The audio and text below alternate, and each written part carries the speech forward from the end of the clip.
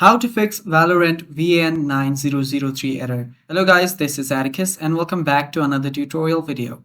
In today's video, I'll teach you guys how you can fix the Valorant VAN9003 error on your device. So without any further ado, let's dive right into it.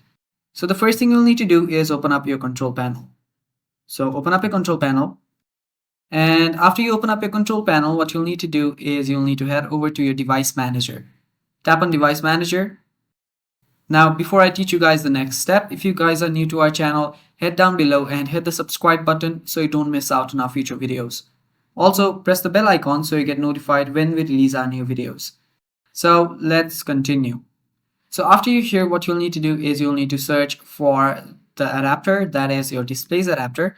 You can expand on it and select the adapter that is not working for you. After you do that, right click on it and update your driver. Now you can choose whichever you want, and if you have a driver already installed in your computer, you can tap on this browse my computer for drivers, or if you want to automatically search for drivers, you can tap on it here.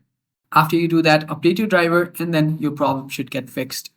And that is how you fix the problem, guys, and that is all for the video too. Thanks for watching, stay tuned for more, and bye bye, take care.